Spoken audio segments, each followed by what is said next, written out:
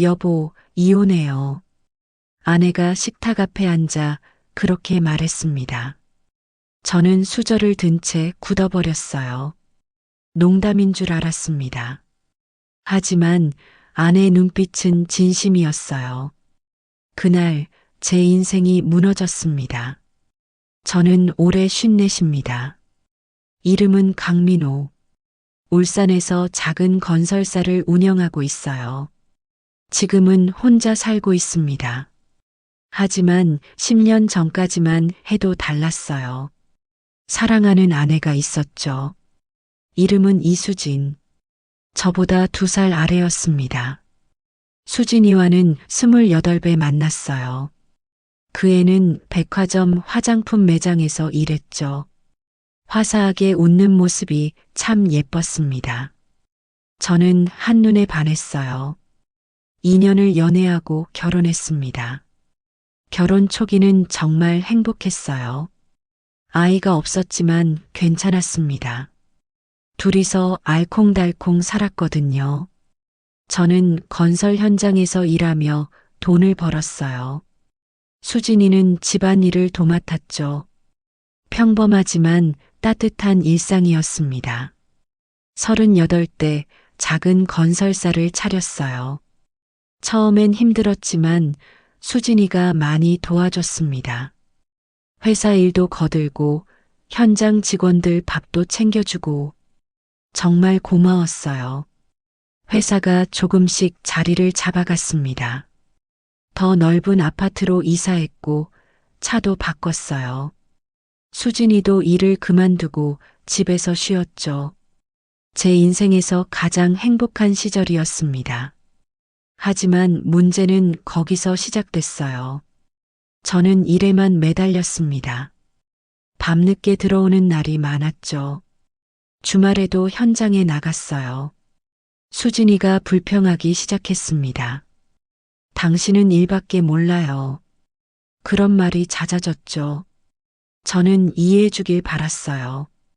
가정을 위해 하는 일이잖아요. 더 많이 벌어서 편하게 해주고 싶었거든요. 하지만 수진이 마음은 달랐나 봅니다. 결혼 10년쯤 지났을 때부터였어요. 수진이가 달라지기 시작했습니다.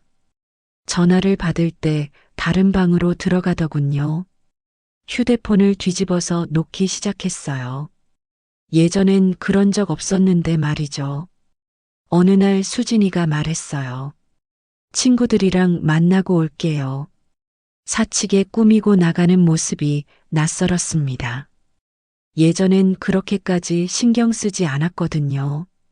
저는 물어봤어요. 요즘 자주 나가네. 누구랑 만나는 거야? 수진이가 화를 냈습니다. 의심하는 거예요? 친구 만나는 것도 못 만나게 할 거야? 그날 밤 저는 잠을 이루지 못했어요. 이상한 일들이 계속 이어졌습니다. 수진이가 갑자기 헬스장에 다니기 시작했어요. 비싼 운동복도 사고 화장품도 바꿨죠. 예전엔 그런 것에 관심 없었는데 말입니다. 더 이상한 건 따로 있었어요. 제게 관심을 보이지 않기 시작한 거예요. 예전엔 제가 늦게 들어오면 걱정했습니다. 밥은 먹었어요? 그런 말을 먼저 건넸죠. 하지만 어느 순간부터 달라졌어요. 오히려 제가 일찍 들어오면 귀찮아하는 기색이었습니다. 불안해지기 시작했어요. 혹시 수진이가 생각하기도 싫었지만 의심은 점점 커져갔습니다. 어느 날 밤이었어요. 수진이가 또 친구 만난다며 나갔습니다. 저는 혼자 집에서 소주를 마시고 있었죠. 문득 휴대폰 요금 고지서가 눈에 들어왔어요. 평소보다 통화료가 많이 나왔더군요. 호기심에 수진이 휴대폰을 확인하려 했습니다. 하지만 비밀번호가 걸려 있었어요. 예전엔 그런 게 없었는데 말이죠. 그 순간 확신했습니다. 수진이가 뭔가 숨기고 있다. 마침 제 회사 직원 중에 준혁이라는 친구가 있었어요. 수진이가 자주 가는 카페 근처에서 일한다고 했죠. 저는 준혁이에게 부탁했습니다. 혹시 수진이를 본 적 있어? 며칠 뒤 준혁이한테 전화가 왔어요. 형님, 형수님을 봤는데요. 목소리가 심각했습니다. 가슴이 철렁 내려앉았어요. 준혁이 말에 따르면 이랬습니다. 수진이가 한 남자와 함께 있었대요. 손을 잡고 서로 장난치며 웃고 있었다고. 그 남자가 누구야? 모른다고 했습니다. 하지만 저보다 훨씬 젊어 보이고 회사원 같았대요. 그날 밤 수진이가 들어올 때까지 기다렸어요. 평소처럼 웃으며 들어온 수진이를 보니까 모든 게 거짓말처럼 느껴졌습니다. 친구들이랑 재미있게 놀았어요. 그 말이 전부 거짓이라는 걸 아니까 화가 났지만 참았어요. 확실한 증거를 잡기 전까지는 섣불리 행동하면 안 된다고 생각했거든요. 며칠 뒤 기회가 왔습니다. 수진이가 샤워하는 동안 휴대폰이 울렸어요. 저는 화면을 봤습니다. 자기야. 그 이름으로 저장된 번호였어요. 제 이름이 아니었습니다. 손이 떨렸습니다. 가슴이 조여왔어요.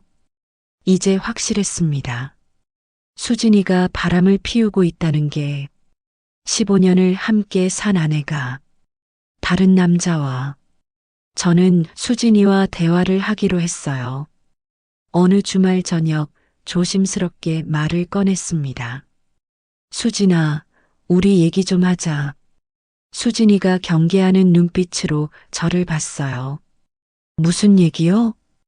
요즘 우리 사이가 예전 같지 않은 것 같아서 혹시 내가 뭔가 잘못한 게 있나? 수진이가 한숨을 쉬었습니다. 당신이 잘못한 게 있다면 나한테 관심이 없다는 거죠.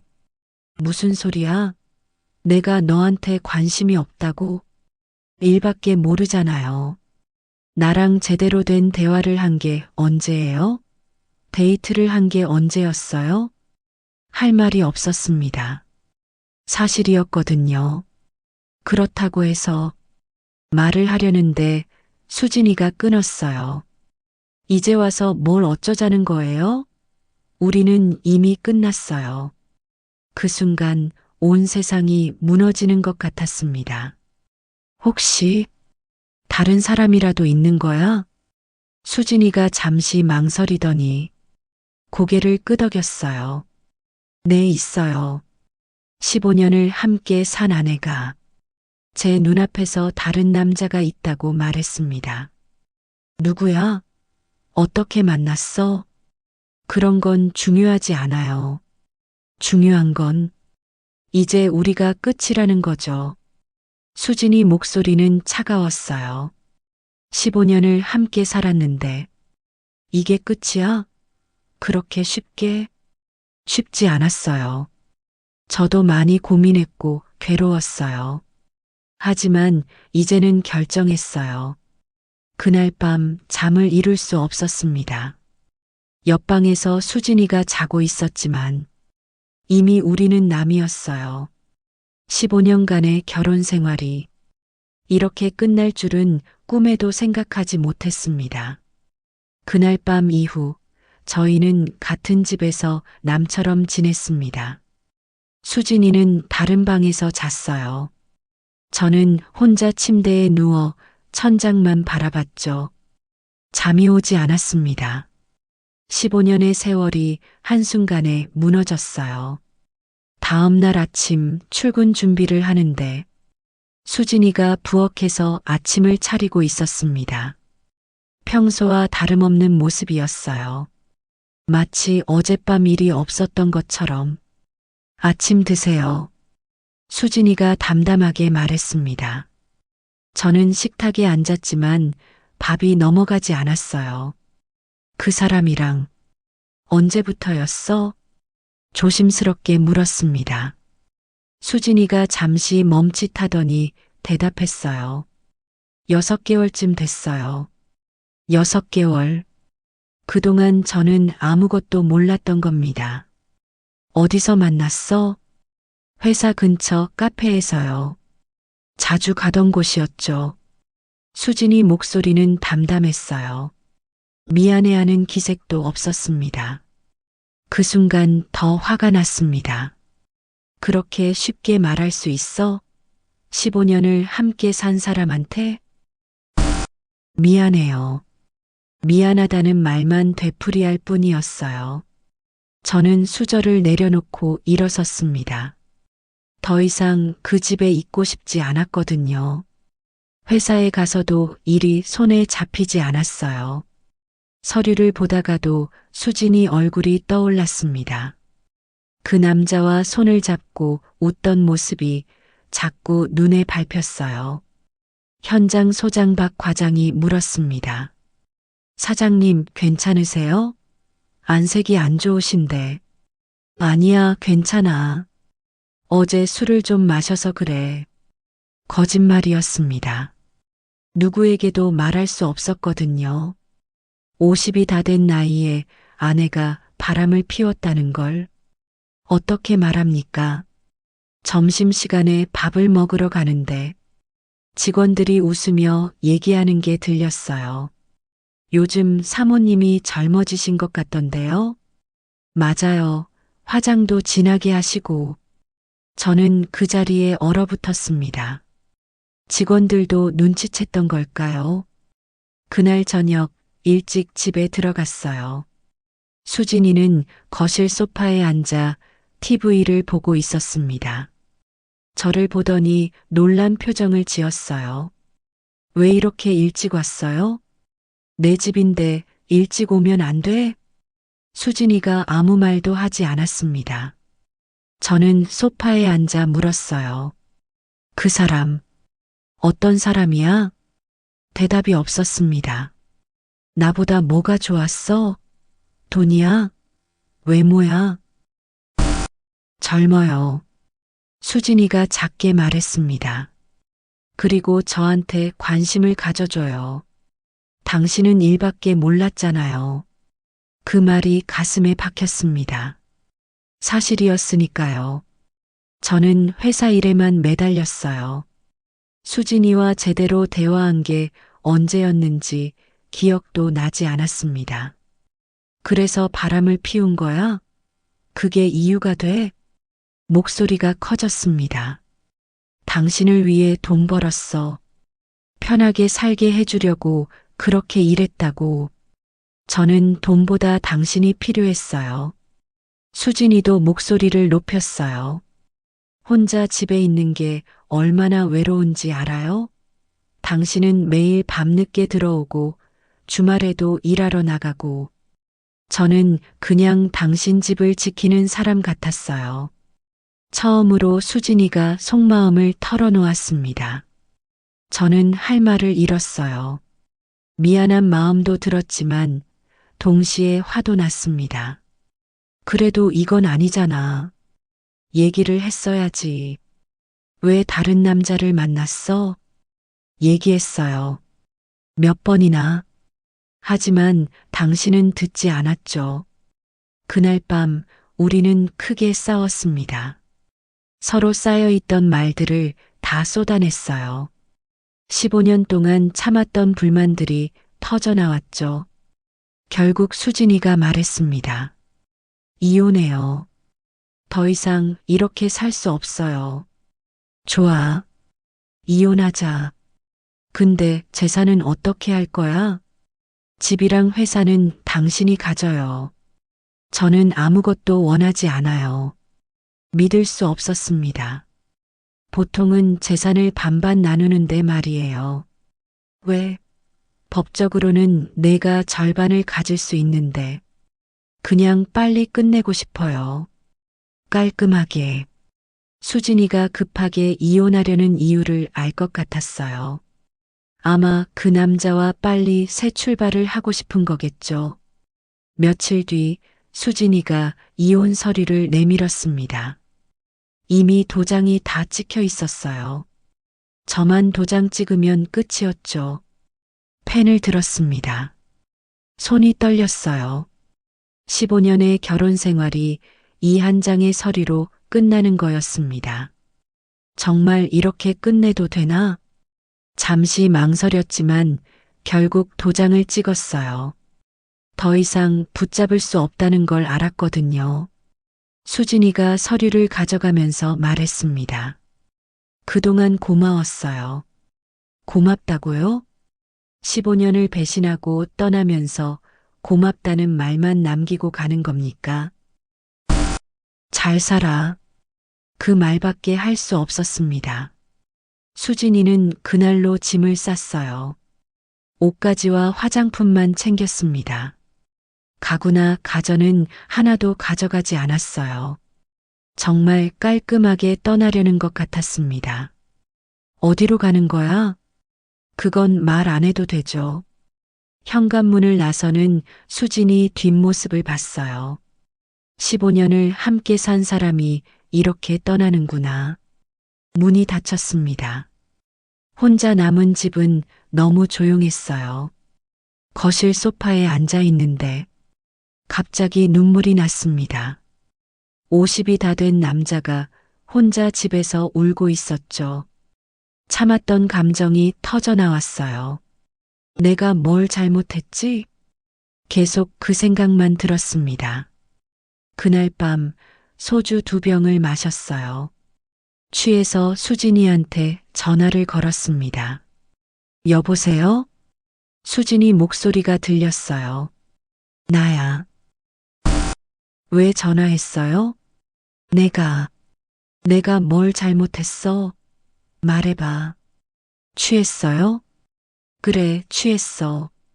너 때문에 미쳐버릴 것 같아서 술 마셨어. 수진이가 한숨을 쉬었습니다. 잘못한 건 없어요. 그냥 우리가 안 맞았던 거죠. 15년이나 살았는데 안 맞았다고? 이제 와서 따져봐야 소용없어요. 이미 끝났잖아요.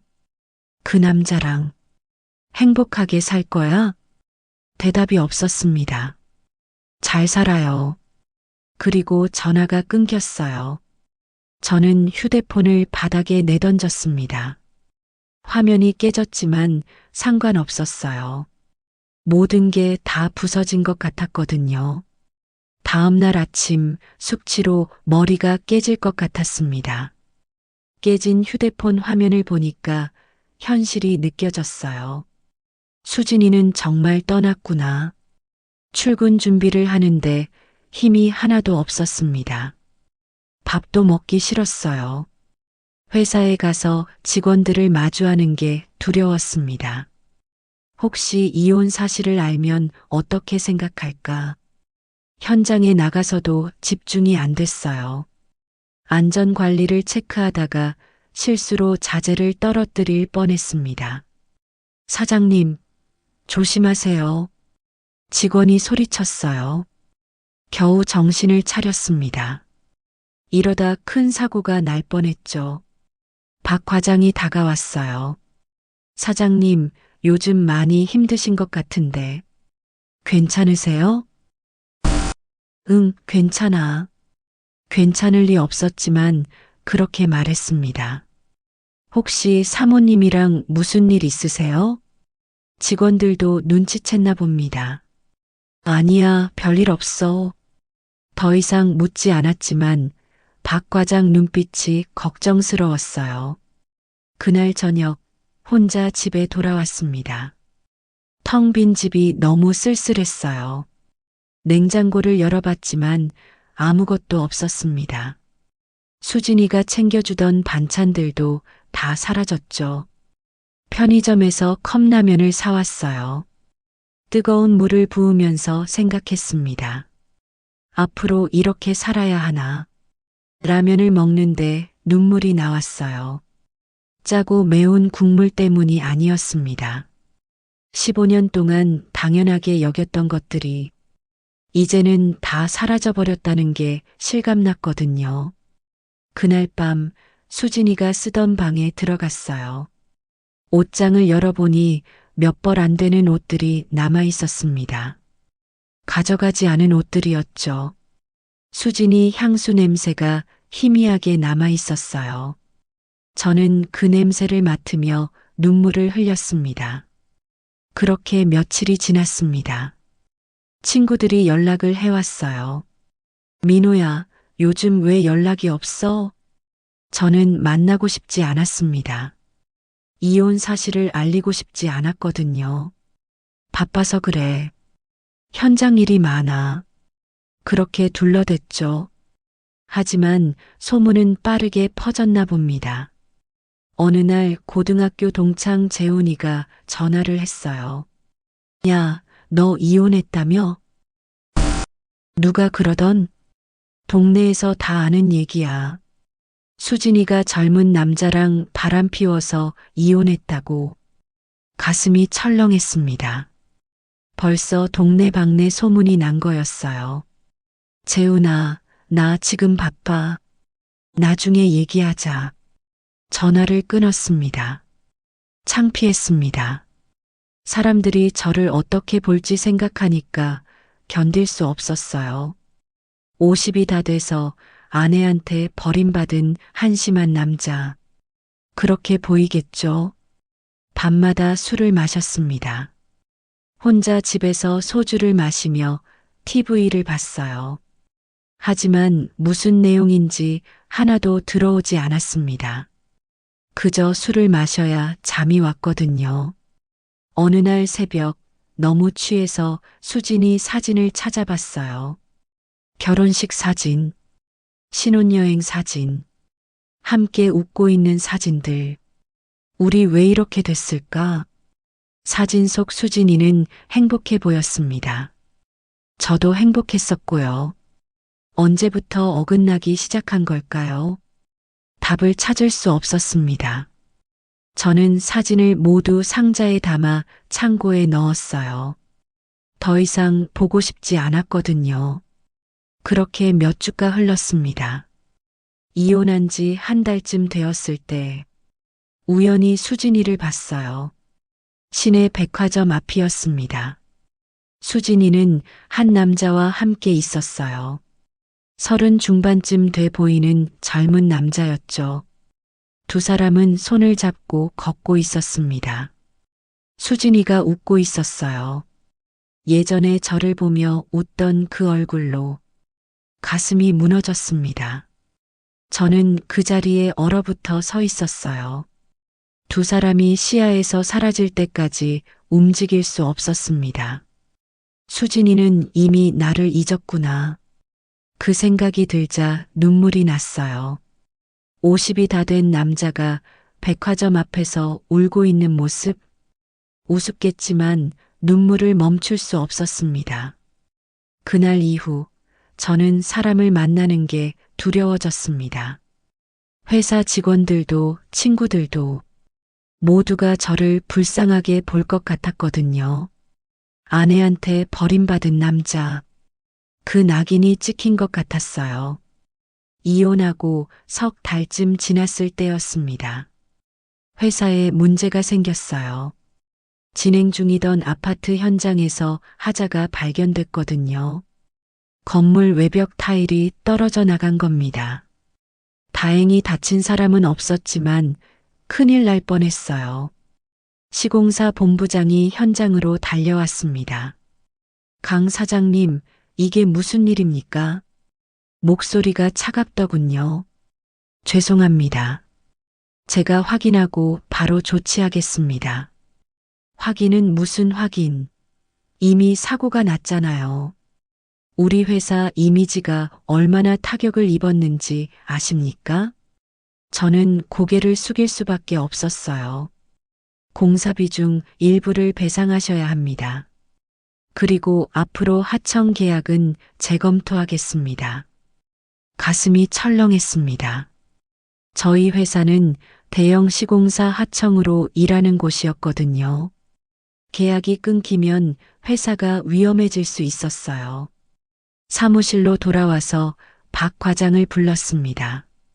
과장님, 그 현장 품질 관리 누가 담당했어? 제가 했습니다, 사장님. 박 과장 얼굴이 창백했어요. 어떻게 된 거야? 타일 시공 검수는 제대로 했어? 그게 요즘 사장님께서 현장 나오시는 일이 줄어서 제가 혼자 처리하다 보니 실수가 할 말이 없었습니다. 사실 최근 몇 달간 저는 현장 관리를 제대로 하지 못했어요. 수진이 생각 때문에 정신이 없었거든요. 내 잘못이야. 내가 제대로 관리 감독을 안 했네. 박 과장이 고개를 숙였습니다. 죄송합니다, 사장님. 알았어. 이제라도 보수 공사 제대로 하자. 하지만 마음속으론 불안했어요. 회사까지 무너지는 건 아니겠지? 그날 저녁 회계사한테 전화가 왔습니다. 사장님, 이번 하자 보수 비용이 만만치 않습니다. 여기에 배상금까지 더하면 얼마나 들어? 최소 8천만 원은 각오하셔야 할 것 같습니다. 머리가 지끈거렸어요. 회사 자금 사정이 좋지 않은 상황이었거든요. 큰 프로젝트를 따내지 못한 채 몇 달이 지났으니까요. 알았습니다. 제가 알아서 처리하겠습니다. 전화를 끊고 책상에 앉았어요. 서류 더미를 보니까 한숨이 나왔습니다. 수진이가 있었으면 같이 고민했을 텐데 예전에는 회사 일도 의논하고 그랬거든요. 하지만 이제는 혼자였습니다. 밤에 집에 들어가는 게 싫었어요. 텅 빈 집이 너무 쓸쓸했거든요. 그래서 요즘은 술집에 자주 들렀습니다. 회사 근처 작은 포장마차였죠. 혼자 소주를 마시며 앉아 있으면 주인 아주머니가 물었어요. 사장님, 요즘 자주 오시네요. 무슨 일 있으세요? 아니요, 그냥 집에 가기 싫어서요. 가족 있으신 거 아니에요? 이혼했습니다. 처음으로 남에게 말했어요. 아주머니가 안쓰러운 표정을 지었습니다. 아이고, 그러셨구나. 힘드시겠어요. 괜찮습니다. 괜찮을 리 없었지만 그렇게 말했죠. 소주를 한 잔 더 마셨어요. 목구멍이 화끈거렸지만 계속 마셨습니다. 술에 취해야 잠이 왔거든요. 어느 날 밤 너무 취해서 수진이가 살던 동네로 갔습니다. 예전에 직원이 봤다던 그 카페 근처였어요. 혹시 수진이를 볼 수 있을까 싶었죠. 바보 같은 행동이라는 걸 알면서도 발걸음이 그쪽으로 향했어요. 카페 앞에서 한참을 서성였습니다. 그때였어요. 수진이가 나타났습니다. 그 남자와 함께였죠. 두 사람은 팔짱을 끼고 걷고 있었어요. 행복해 보였습니다. 수진이가 웃는 소리가 들렸어요.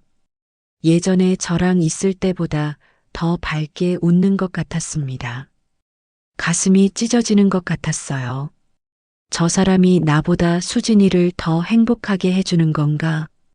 저는 전봇대 뒤에 숨어 두 사람을 지켜봤습니다. 그 남자가 수진이 머리를 쓰다듬었어요. 수진이가 그 남자 어깨에 머리를 기댔죠. 더 이상 볼 수 없었습니다. 저는 그 자리를 떠났어요. 걸으면서 눈물이 났습니다. 나는 수진이한테 뭐였을까? 15년이란 세월이 무색하게 느껴졌어요.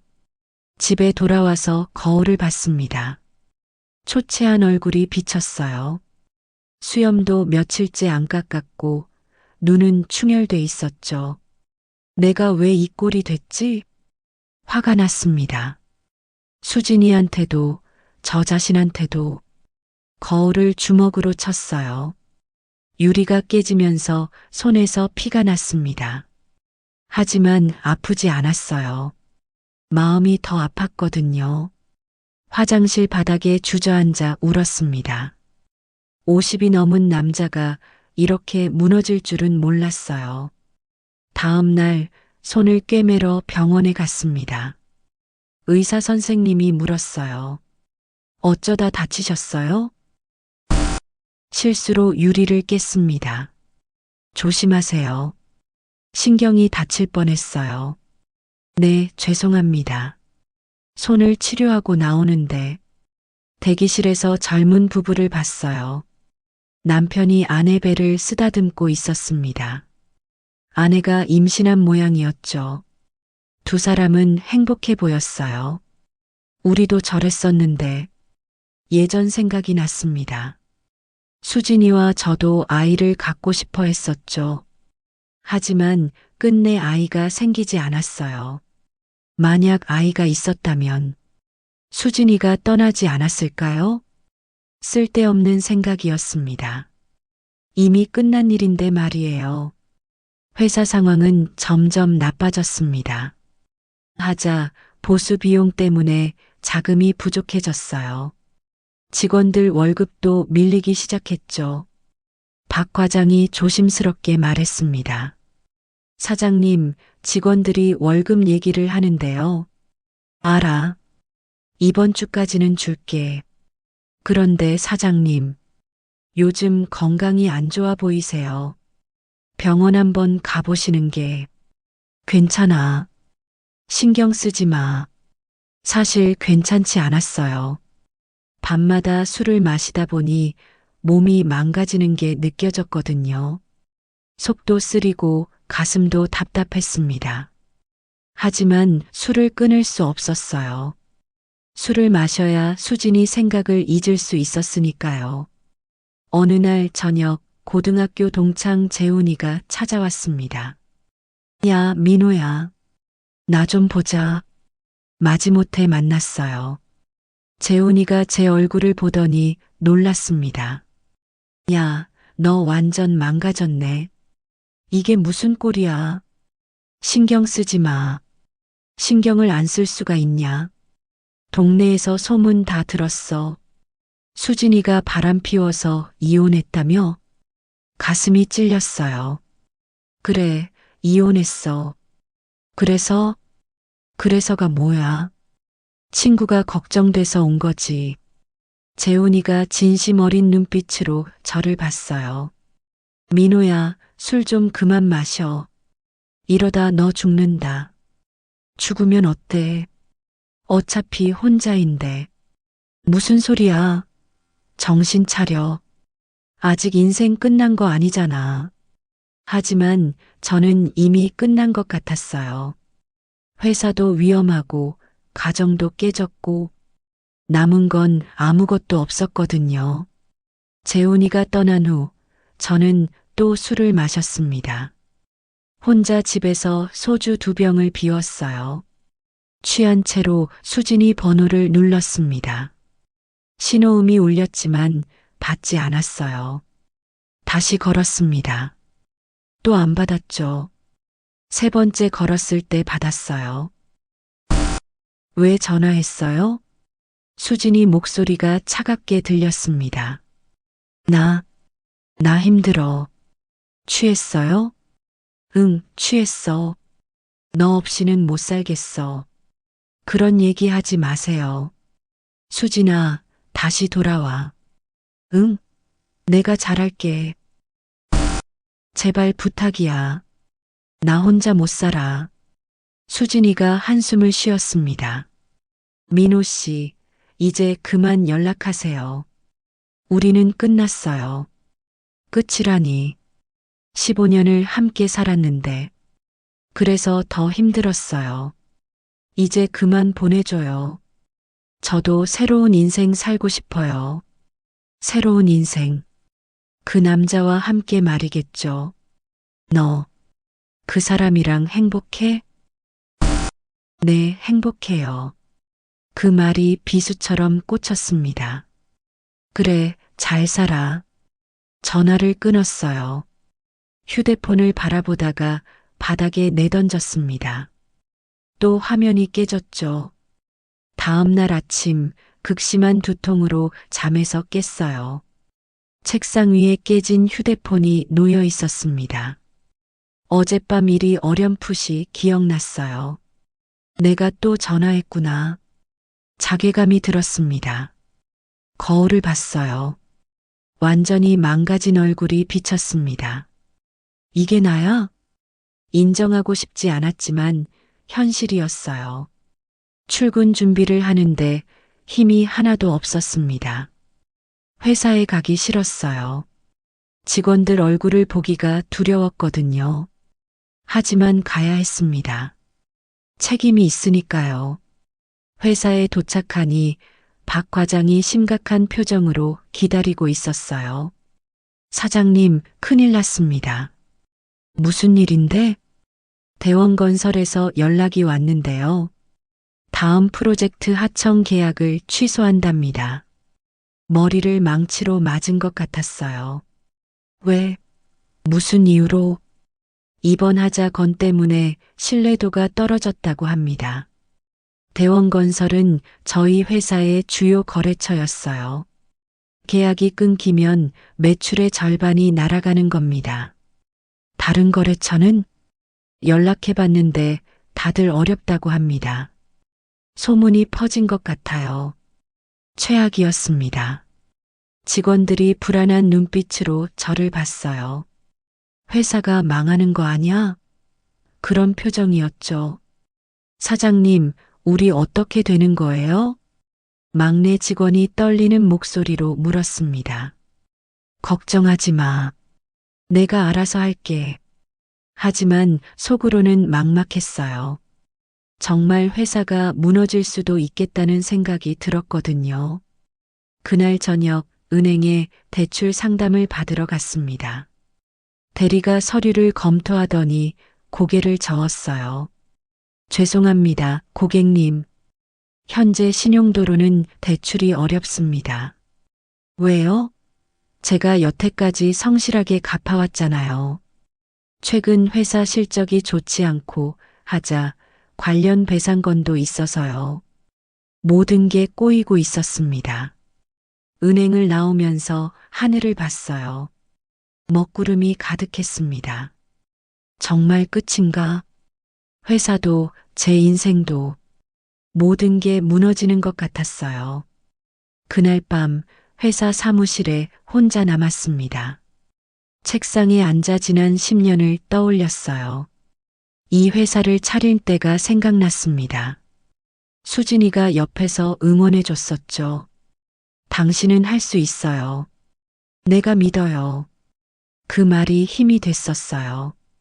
하지만 이제는 그 사람도 그 시절도 모두 사라졌습니다.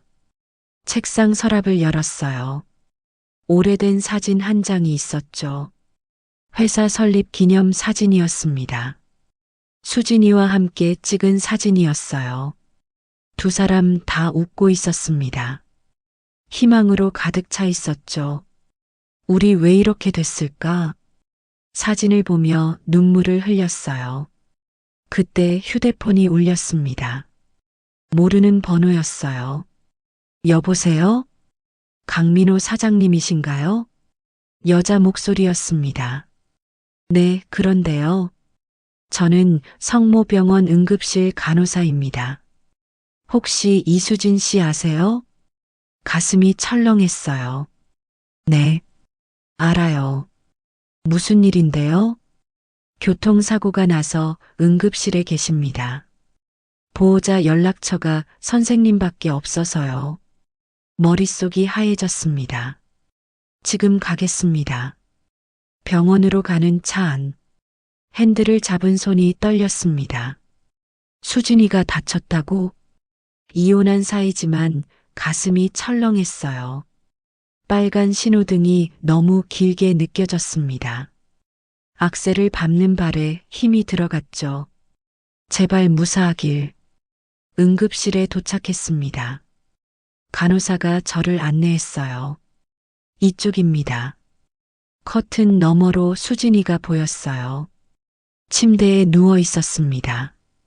얼굴에 상처가 있었고 왼쪽 팔에 깁스를 했더군요. 수진아, 조심스럽게 다가갔습니다. 수진이가 눈을 떴어요.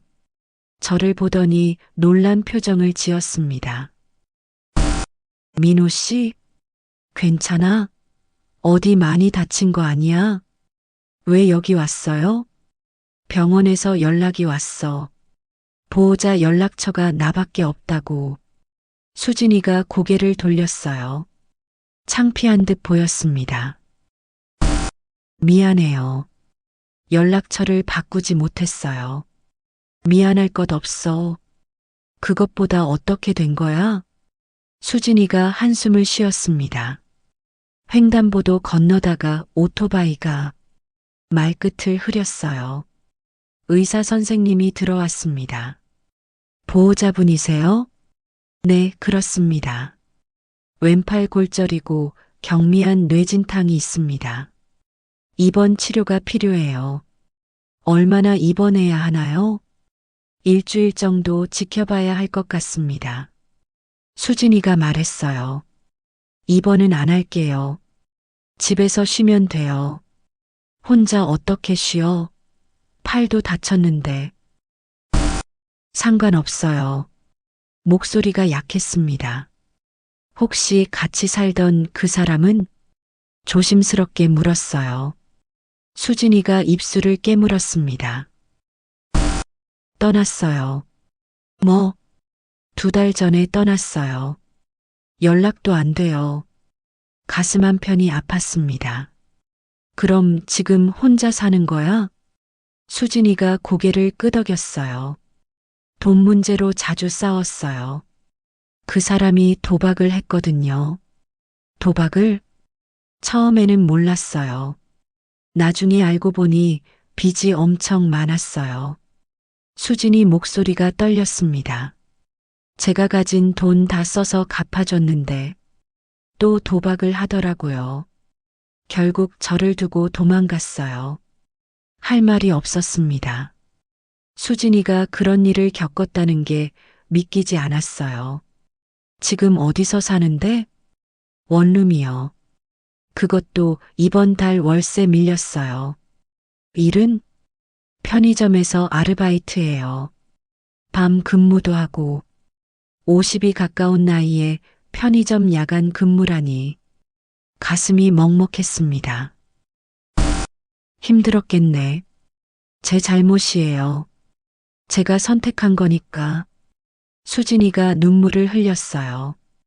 민호 씨한테 정말 미안해요. 제가 바보 같은 선택을 했어요. 처음으로 진심 어린 사과였습니다. 이제 와서 뭐라고 하긴 그렇지만 그래도 이 모양으로 사는 건 보기 안쓰럽네. 수진이가 고개를 숙였어요. 간호사가 왔습니다. 보호자분, 입원 수속하실 거죠? 수진이가 말했어요. 아니에요, 안 할게요. 돈이 없어서 입원해. 제가 끊었습니다. 민호 씨, 입원비는 내가 낼게. 그러니까 치료나 제대로 받아. 안 돼요. 이미 충분히 폐를 끼쳤는데. 폐 같은 소리 하지 마. 사람이 다쳤으면 치료부터 받아야지. 간호사에게 말했습니다. 입원 수속 부탁드립니다.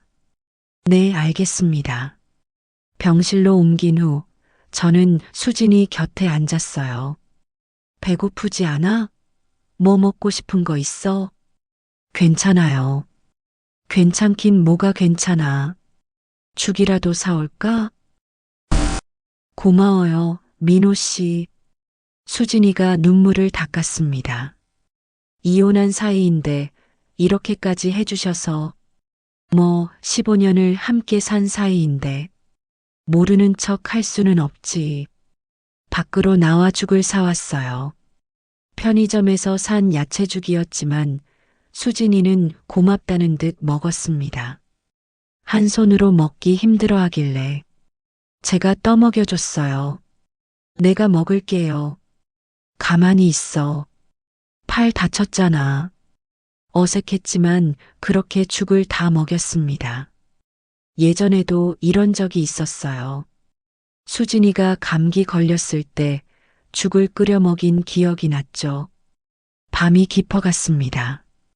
민호 씨는 집에 가봐요. 늦었어요. 괜찮아. 오늘은 여기 있을게. 왜요? 회사 일도 있을 텐데. 회사는 요즘 별로 안 좋아. 솔직하게 말했습니다. 하자 문제로 계약도 취소됐고 자금도 부족해서 힘들어. 수진이가 놀란 표정을 지었어요. 그럼 회사가 위험한 거예요? 그럴 수도 있지. 근데 뭐 어떻게든 되겠지. 허세였지만 그렇게 말했습니다. 수진이가 미안한 눈빛을 보냈어요. 제가 있었으면 도와드렸을 텐데. 됐어. 이미 지난 일이야. 침묵이 흘렀습니다. 한참 후 수진이가 조심스럽게 물었어요. 민호 씨는 그동안 어떻게 지냈어요?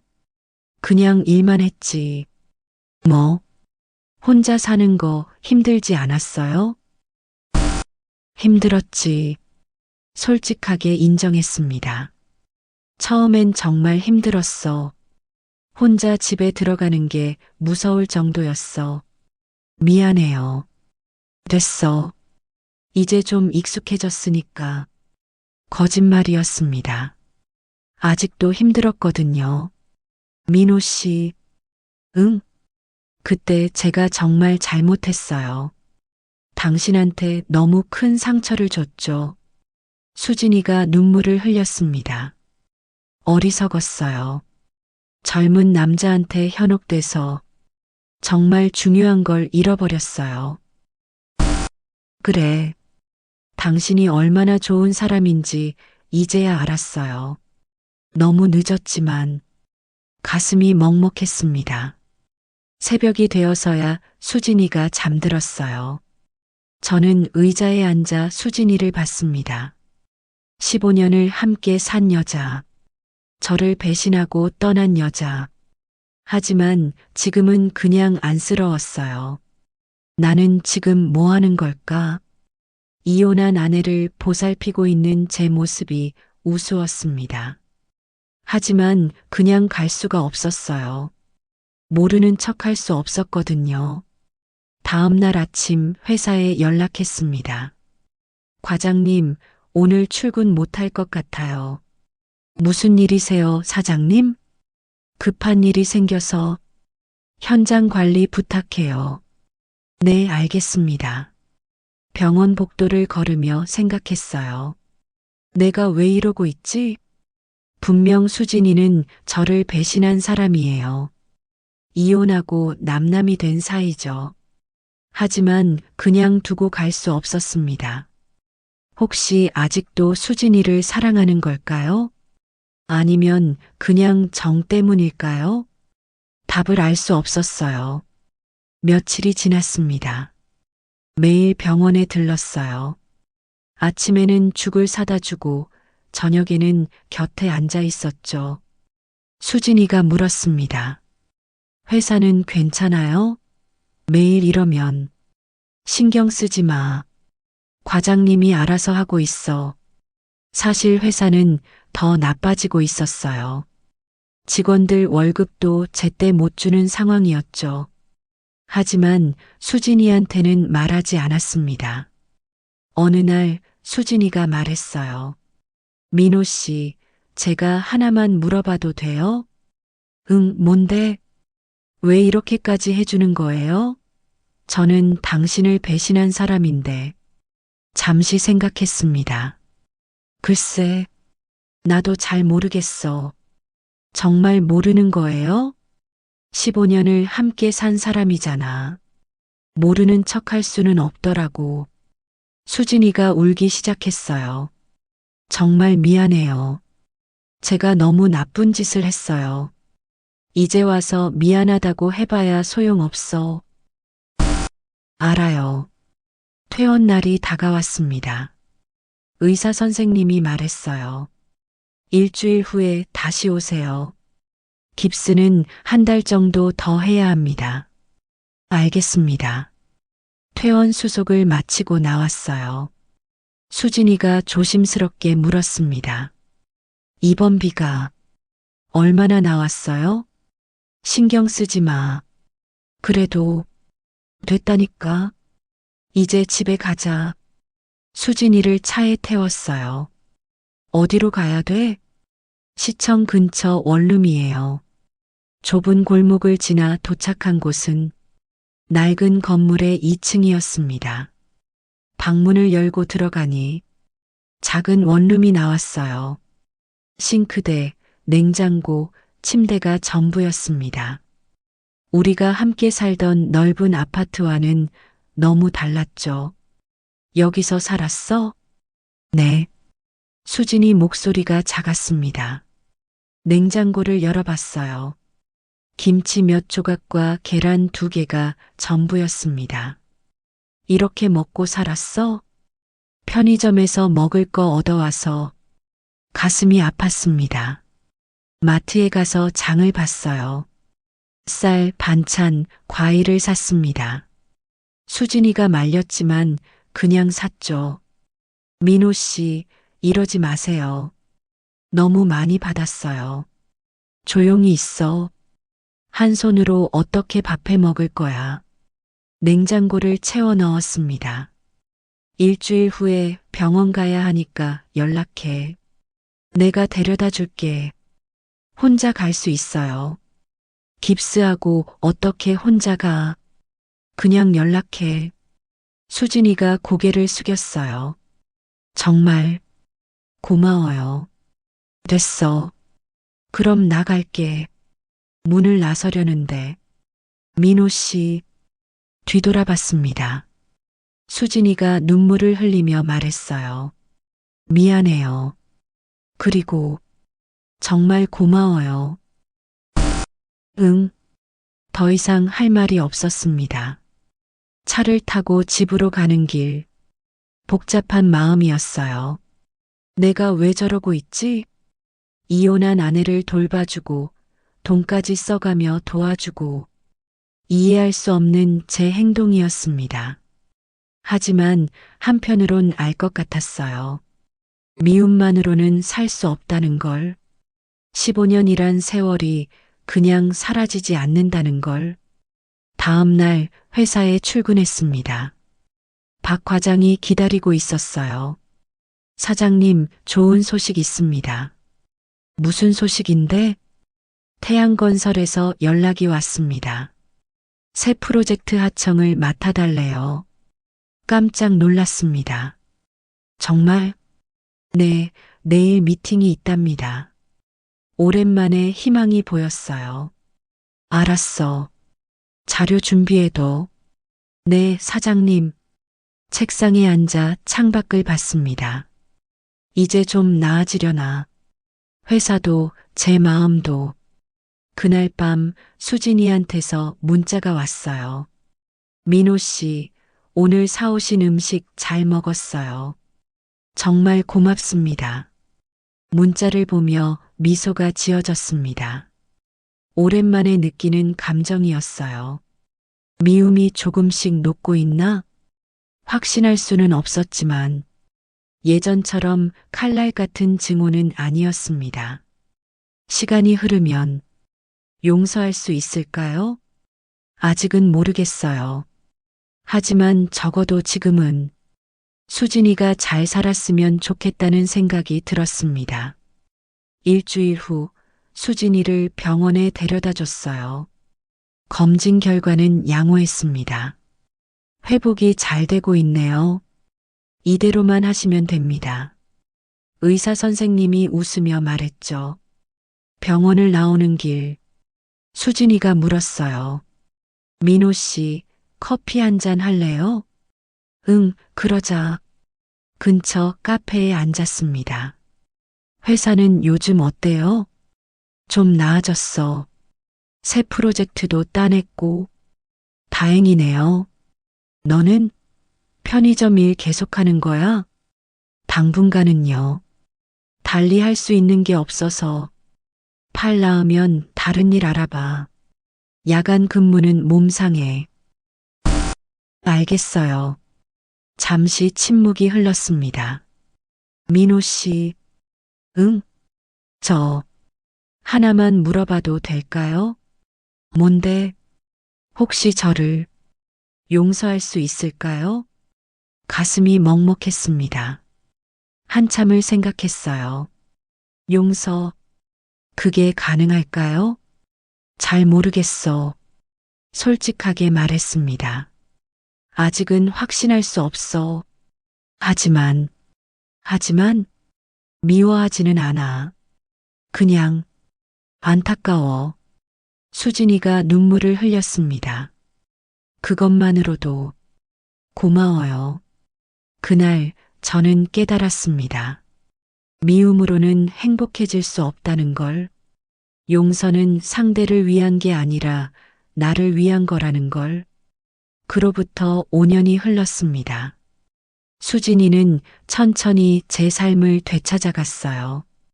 편의점 일을 그만두고 작은 식당에서 일했죠. 저는 가끔 연락을 주고받았습니다. 명절이면 안부 문자를 보냈고 생일에는 간단한 선물도 보냈어요. 이혼한 사이였지만 완전히 남이 될 수는 없었습니다. 회사는 점점 나아졌어요. 새 프로젝트를 성공적으로 마쳤고 신뢰도 회복했죠. 직원도 늘리고 사무실도 더 넓은 곳으로 이사했습니다. 5년 전 그 어두운 시절이 거짓말처럼 느껴졌어요. 어느 날 지역 신문에서 인터뷰 요청이 왔습니다. 위기를 극복한 지역 기업 특집이었죠. 인터뷰 자리에서 기자가 물었어요. 가장 힘들었던 순간이 언제였나요? 5년 전쯤이었죠. 회사도 어려웠고 개인적으로도 힘든 시기였습니다. 어떻게 극복하셨어요? 포기하지 않았던 것 같아요. 그리고 잠시 망설였습니다. 미워하는데 에너지를 쓰지 않았습니다. 기자가 고개를 끄덕였어요. 좋은 말씀이네요. 기사가 나간 후 수진이한테서 문자가 왔어요. 기사 봤어요. 축하해요. 민호 씨는 정말 대단한 사람이에요. 답장을 보냈습니다. 고마워요. 잘 지내죠? 네, 덕분에 잘 지내요. 짧은 대화였지만 마음이 따뜻해졌어요. 그해 가을이었습니다. 수진이한테서 전화가 왔어요. 민호 씨, 시간 되면 한번 만날 수 있을까요? 무슨 일인데? 할 얘기가 있어서요. 중요한 거예요. 목소리가 심각했습니다. 그래, 알았어. 언제 만날까? 이번 주말에 괜찮으세요? 응, 좋아. 주말 예전에 자주 가던 그 카페에서 만났어요. 5년 만에 보는 수진이는 많이 달라져 있었습니다. 얼굴에 생기가 돌았고 표정도 밝았어요. 오랜만이야. 건강해 보이네. 민호 씨도요. 더 젊어지신 것 같아요. 자리에 앉았습니다. 무슨 얘기인데 이렇게 따로 만나자고 했어? 수진이가 가방에서 봉투 하나를 꺼냈어요. 이거 받아주세요. 뭔데? 입원비랑 그때 도와주신 돈이에요. 다는 아니지만 봉투를 열어보니 꽤 두꺼운 현금 뭉치가 들어 있었습니다. 이게 얼마야? 500만 원이요. 5년 동안 모았어요. 아니, 이걸 왜? 받아주세요. 제가 진 빚이니까. 고개를 저었어요. 빚이라니. 그냥 도와준 거야. 그래도 받아주세요. 이거 갚지 않으면 제 마음이 편하지 않아요. 수진이의 눈빛이 진지했습니다. 알았어. 그럼 받을게. 수진이가 안도의 한숨을 쉬었어요. 요즘 어떻게 지내? 식당 일 계속하고 있어요. 주방 일도 배웠고요. 그래, 잘 됐네. 네, 사장님이 좋으신 분이에요. 덕분에 안정적으로 일하고 있어요. 잠시 침묵이 흘렀습니다. 수진이가 조심스럽게 말했어요. 민호 씨, 사실 오늘 만나자고 한 이유가 하나 더 있어요. 뭔데? 저, 재혼해요. 가슴 한편이 뭉클했습니다.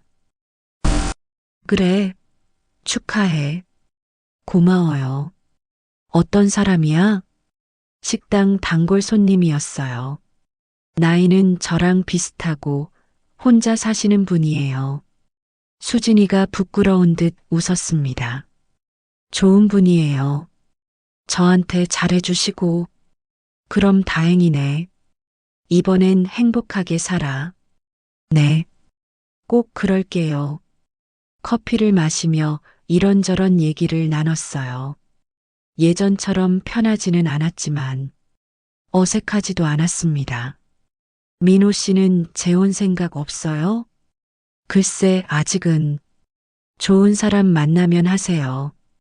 혼자 사는 거 쉽지 않잖아요. 그래야지. 근데 쉽지가 않네. 웃으며 말했습니다. 수진이가 진지한 표정으로 말했어요. 민호 씨, 응, 그때 정말 미안했어요. 또 그 얘기였습니다. 이제 그만해.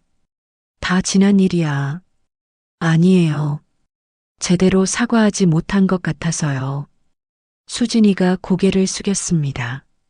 15년을 함께 산 사람을 배신하고 상처를 줬어요. 제 잘못이었어요. 알아. 용서해줘서 고마워요.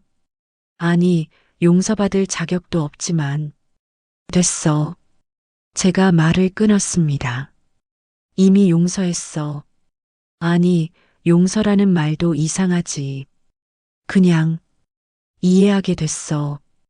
이해요? 응. 우리 둘 다 잘못이 있었던 거야. 나도 너한테 소홀했고, 너도 잘못된 선택을 했고, 수진이가 눈물을 글썽였어요. 민호 씨는 정말 좋은 사람이에요. 좋은 사람까지는 아니야. 그냥 나이 먹으면서 배운 거지. 카페를 나와 주차장까지 걸었습니다. 결혼식 언제 해? 다음 달이요. 조촐하게 할 거예요. 그래. 잘 됐다. 민호 씨도 오실래요? 놀랐습니다. 내가, 네, 와주시면 좋겠어요. 이혼한 전 남편이 결혼식에 가는 게 이상하지 않아? 괜찮아요. 제 인생에서 가장 중요한 사람이었으니까 가슴이 뭉클했어요. 생각해 볼게. 네, 와주시면 정말 기쁠 것 같아요. 차에 타기 전 수진이가 말했어요. 민호 씨, 마지막으로 한 가지만 물어봐도 될까요? 뭔데? 저를 정말 용서한 거예요? 한참을 생각했습니다. 처음엔 미워했어. 정말 많이. 알아요. 근데 시간이 지나면서 깨달았어. 미워하는 건 나만 힘들게 하더라고. 수진이가 고개를 끄덕였어요. 용서는 상대를 위한 게 아니라 나를 위한 거더라. 그래서 용서했어. 고마워요, 민호 씨. 행복하게 살아. 그게 나한테 할 수 있는 최선의 보답이야. 수진이가 눈물을 흘렸습니다. 꼭 그럴게요. 차를 몰고 집으로 가는 길, 마음이 편안했어요. 5년 전만 해도 수진이를 보면 가슴이 아팠는데, 이제는 그냥 옛 친구 같았습니다. 이게 진짜 용서인가? 미워하지 않고, 아프지 않고, 그저 잘 살기를 바라는 마음. 다음 달 수진이 결혼식이 있었습니다. 고민 끝에 가기로 했어요. 작은 예식장이었습니다. 하객도 많지 않았죠. 수진이가 웨딩드레스를 입고 나왔어요. 예뻤습니다. 신랑은 수진이보다 2살 위로 보였어요. 인상이 좋았습니다. 예식이 시작됐어요. 신부에게 상처를 주지 않고 아끼고 사랑하겠습니까? 네, 그러겠습니다. 신랑의 답변을 들으며 생각했어요. 나도 그렇게 말했었지. 하지만 지키지 못했죠. 일에만 매달려서 수진이를 외롭게 했으니까. 예식이 끝나고 피로연이 시작됐습니다. 수진이가 제 앞으로 왔어요. 민호 씨, 와줘서 정말 고마워요. 축하해.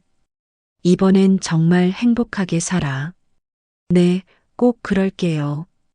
신랑도 인사를 했습니다. 처음 뵙겠습니다. 수진이한테 많이 들었어요. 아, 네. 축하드립니다. 수진이 잘 부탁드립니다. 신랑이 웃으며 말했어요. 네, 소중히 모시겠습니다. 진심 어린 말투였습니다. 이 사람은 수진이를 행복하게 해줄 수 있겠구나. 그런 생각이 들었어요. 피로연을 마치고 나오는데 수진이가 따라왔습니다. 민호 씨, 응, 정말 감사했어요. 제 인생에서 가장 힘들 때 도와주셔서 별 말씀을, 그리고 미안했어요. 상처 많이 드렸죠. 이제 그만해. 다 지난 일이야. 수진이가 깊게 고개를 숙였어요. 잘 살게요. 응, 잘 살아. 그렇게 수진이와 마지막 인사를 나눴습니다. 집으로 돌아오는 차 안. 라디오에서 오래된 노래가 흘러나왔어요. 수진이와 연애할 때 즐겨 듣던 노래였죠. 예전 같았으면 채널을 돌렸을 거예요. 하지만 그냥 들었습니다. 아프지 않았거든요. 그저 좋았던 시절의 추억으로 느껴질 뿐이었어요. 며칠 후 회사에서 박 과장이 물었습니다. 사장님, 전에 사모님이셨던 분 재혼하셨다면서요? 응, 그래. 기분이 어떠세요? 뭐, 괜찮아. 정말 괜찮았습니다. 사장님은 재혼 안 하세요? 글쎄, 인연이 닿으면 하겠지. 좋은 분 소개해 드릴까요? 아니야, 됐어. 웃으며 말했습니다. 그날 저녁 혼자 집에 앉아 소주를 마셨어요. 예전처럼 취하려고 마시는 게 아니었습니다. 그냥 한잔하고 싶어서였죠. 창밖을 보니 별이 보였어요. 수진아, 행복하게 살아. 혼잣말로 중얼거렸습니다. 더 이상 미운 감정도 아픈 기억도 없었어요. 그저 한때 함께했던 사람. 이제는 각자의 길을 가는 사람. 그렇게 생각하니 마음이 편했습니다. 그로부터 3년이 더 흘렀습니다. 저는 여전히 혼자 살고 있어요. 회사는 더 성장했고 지역에서 꽤 알려진 건설사가 됐죠. 가끔 수진이한테서 명절 문자가 옵니다. 민호 씨, 추석 잘 보내세요. 건강하시고요. 저도 답장을 보내요. 너도 잘 보내. 남편분께도 안부 전해. 그게 전부입니다.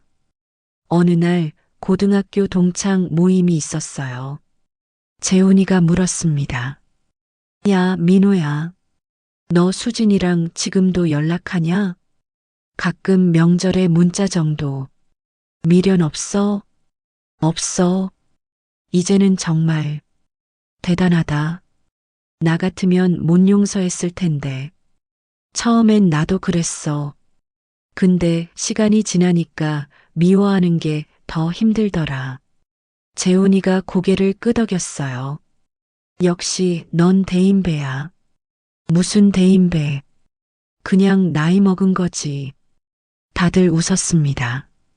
집에 돌아와 거울을 봤어요. 58세. 이제 환갑이 얼마 남지 않았습니다. 주름도 늘었고 흰머리도 많아졌어요. 하지만 5년 전보다는 얼굴이 밝았습니다. 그때는 미움과 원망으로 가득했었죠. 지금은 평온합니다. 사람들이 가끔 물어요. 수진이 씨를 정말 용서한 거예요? 그럴 때마다 이렇게 답합니다. 용서했어요. 아니, 용서라는 말보다는 놓아줬다는 게 맞을 것 같네요. 어떻게 그럴 수 있었어요? 미워하는 건 저만 힘들게 하더라고요. 그래서 내려놓았죠. 쉽지 않았을 텐데요. 쉽지 않았어요. 시간이 필요했죠. 그래도 결국 해냈어요. 지금 생각해보면 그때 일이 제 인생을 바꿨어요. 수진이와의 이혼, 회사 위기, 그 모든 어려움들. 그때는 세상이 끝난 줄 알았는데 지금 보니 새로운 시작이었던 거예요. 만약 그 일이 없었다면 저는 여전히 일만 하며 살았을 거예요. 사람의 소중함도 모르고 고통이 저를 성장시켰습니다. 상처가 저를 단단하게 만들었어요. 어느 봄날이었습니다. 회사 근처 공원을 산책하고 있었어요. 벤치에 앉아 있는데 젊은 부부가 지나갔습니다. 남편이 아내 손을 잡고 걷고 있었죠. 행복해 보였어요. 우리도 저랬었는데 예전 같으면 가슴이 아팠을 거예요. 하지만 지금은 그저 미소가 지어졌습니다. 좋은 시절이었지. 그렇게 생각하니 편했어요. 핸드폰을 꺼내 사진첩을 봤습니다. 오래된 사진들이 나왔어요. 수진이와 함께 찍은 사진들. 예전에는 볼 수 없었던 사진들이에요. 너무 아파서 다 지워버렸었죠. 하지만 몇 년 전 복구했습니다. 이제는 볼 수 있을 것 같아서요. 사진 속 우리는 행복해 보였어요. 정말 좋았던 시절이었죠. 고마웠어, 수진아. 마음속으로 중얼거렸습니다. 15년이란 시간을 함께 해줘서, 그리고 나를 성장하게 해줘서, 그날 밤 일기를 썼어요. 요즘 가끔 쓰는 일기장이었습니다. 오늘 공원에서 옛 생각을 했다. 수진이와 함께했던 시절이 떠올랐다. 예전 같으면 아팠을 텐데 이제는 괜찮다. 미움도 없고 원망도 없다. 그저 좋았던 추억으로 남았다. 용서한다는 건 이런 게 아닐까? 상대를 위한 게 아니라 나를 위한 것. 미움에서 벗어나 자유로워지는 것. 58년을 살면서 배운 가장 큰 교훈이다. 일기를 덮고 창밖을 봤어요. 달이 밝았습니다. 혼자 사는 집이지만 외롭지 않아요. 마음이 편하니까요. 언젠가 좋은 사람을 만날 수도 있겠죠. 아니면 이대로 혼자 살 수도 있고요. 어느 쪽이든 괜찮습니다. 중요한 건 제가 평온하다는 거예요. 더 이상 미워하지 않는다는 거죠. 10년 전 아내는 저를 떠났습니다. 처음에는 세상이 무너지는 줄 알았어요. 하지만 시간이 흐르며 깨달았죠. 미움으로는 행복해질 수 없다는 것을, 용서는 상대를 위한 게 아니라 나를 위한 거라는 것을. 아내는 지금 다른 사람과 행복하게 살고 있습니다. 저는 혼자 살고 있지만 평온해요. 그것으로 충분합니다. 15년을 함께 산 사람, 저를 배신하고 떠난 사람, 그리고 제게 용서를 가르쳐 준 사람. 그래도 그 사람은 한때 제 아내였습니다. 인생일기 사연을 끝까지 들어주셔서 감사합니다. 인생 선배로서 따뜻한 한마디 댓글로 부탁드립니다.